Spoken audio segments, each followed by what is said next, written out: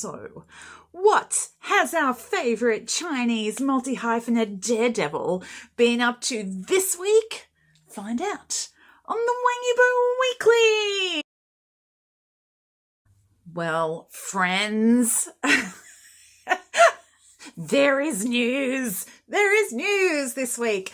I was beginning to think that there wouldn't be, because our week Wednesday to Tuesday started pretty quietly, and then over the weekend there was the whole Vogue Forces of Fashion, or was that on Friday? I can't remember. There was the whole Vogue Forces of Fashion, and there was reams and reams of stuff that came out of that. But of course, Wang Yibo was not there, as he told us he was not going to be there. He was not there, and there was just a lot of nothing going on. On Saturday, Yibo did post to his Weibo. It was very early Saturday morning their time, he posted one of the things that he often does, which is a repost of an official account for a particularly, party appropriate, a patriotic reason. So it was the 80th anniversary of Taiwan getting rid of the Japanese, the Japanese leaving Taiwan. And my understanding is, I've read lately that Taiwan has actually had like a 3-day celebration. It's like a super big deal in Taiwan about this. But of course, not meaning to get super political, but for me, part of, not the largest part, but part of the whole deal of following Wang Yibo closely is you get an insight, some sort of insight into stuff that is happening politically in a part of the world that I wouldn't naturally learn about otherwise. So the politics is part of the package. China, of course, strongly believe that Taiwan is still part of China, and so it's appropriate for them to celebrate as well, and they're not going to let Taiwan take all the glory of that. So yay, that happened. There were lots of posts. Wang Yibo was one of them. He posted very early in the morning, not exactly at midnight, but not long after midnight, China time, from Beijing. That in itself will be interesting later. So that was Saturday, and still quite a lot of nothing. And then Monday, rumours emerged that Wang Yibo was no longer in China. I don't want to get into all the ins and outs of how the, obsessive, compulsive fans, I follow what they say, but I'm not digging into people's personal information. That's not my deal, but it's difficult to avoid the results of this sometimes. Anyway, apparently a number of his Yibo's personal staff members, their information is apparent, people can find. Yibo himself is now apparently much harder to track for reasons. I read somewhere that he'd changed. He's got a new passport, and they don't have his passport. The crazy people don't have his passport number anymore. And if that's so, I say long may that continue. But anyway, a number of his staff members' passports are apparently being tracked, and they were on a flight from Beijing to Auckland, New Zealand. And so all the world was aflutter with this rumor that Yibo was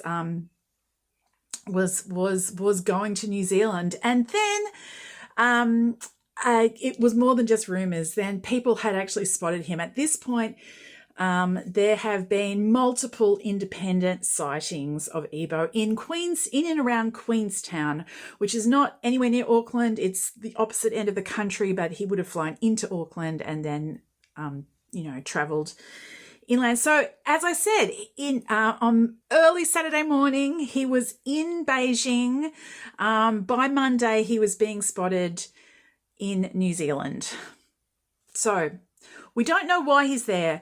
I have just this morning seen more footage of people have posted on Weibo supposedly of Yibo, Yibo at a distance, involved in some sort of filming. So if that's true, if that's not completely made up, then it's not just a holiday. Of course, if he's taking like his makeup person, which is one of the staff members, that apparently his hair and makeup person who's been traveling with him for a long time was one of the people that they found was traveling to New Zealand. If he's taking him, it's probably not going to be a climbing camp.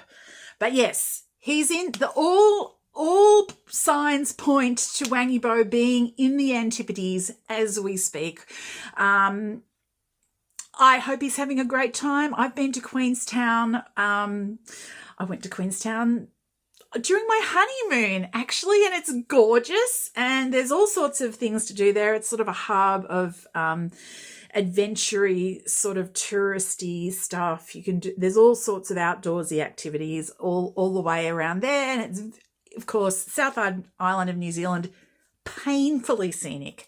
So I hope they're having a great time. I hope they get some great footage. I hope we see some of it sometime. So that is the big news. The other big news came out yesterday. Exploring the Unknown 2. The first actual, official, direct confirmation that there is an Exploring the Unknown 2 came out a couple of days ago.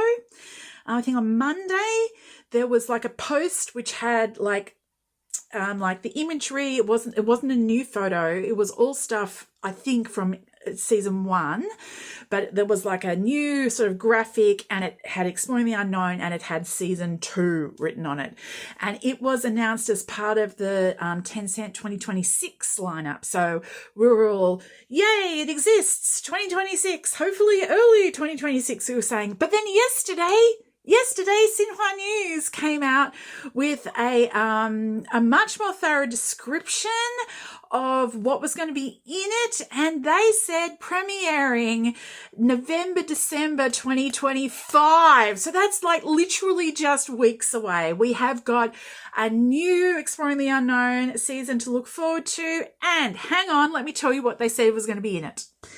So, and I quote, in the film, Wang Yibo embarks on a journey of outdoor exploration into the extremes, engaging in a variety of outdoor activities, including rock climbing, skydiving, rafting, mountain biking, and off-road motorcycles. So that is the news. There's going to be 13 episodes, which is an extra one on season 1, 13 episodes, approximately 30 minutes each, and it's coming next month.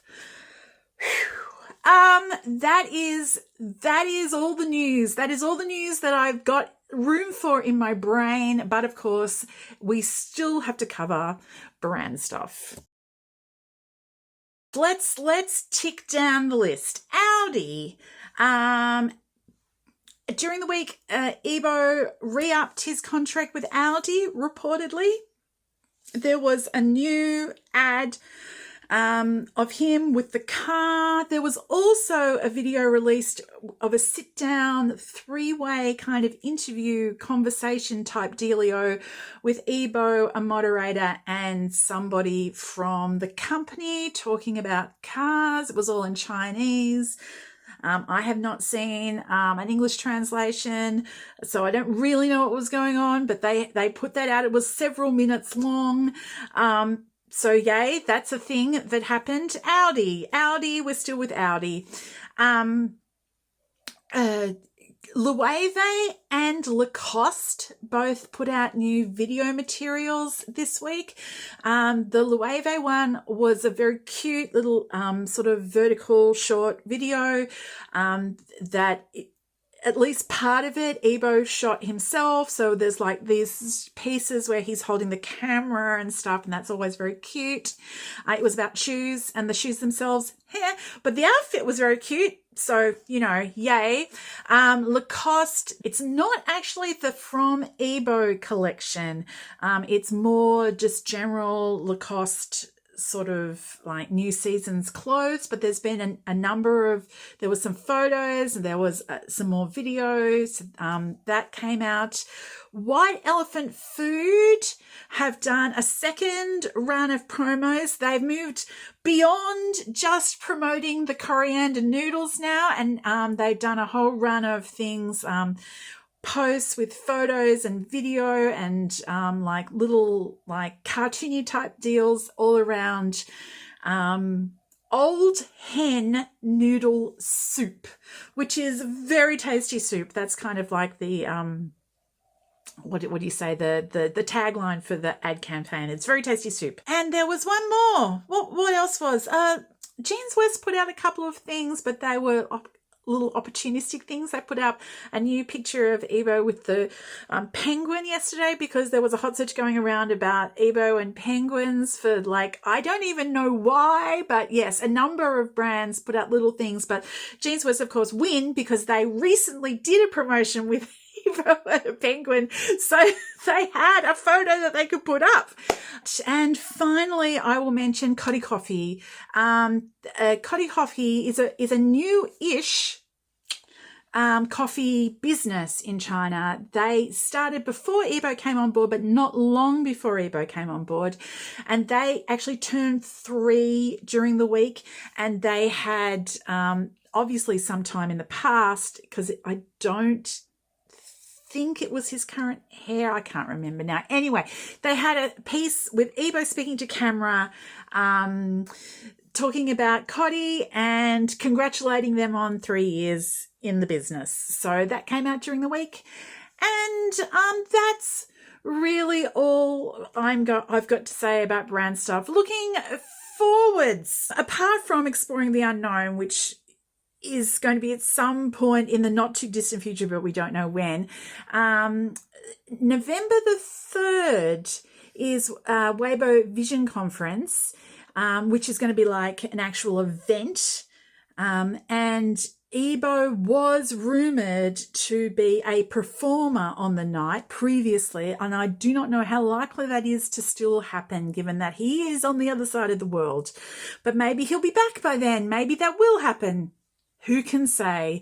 I don't really know anything else. We'll mention Mermaid one more time. There is still a movie. There is still a movie that he's filmed that has been hanging around for a year now, waiting to be released.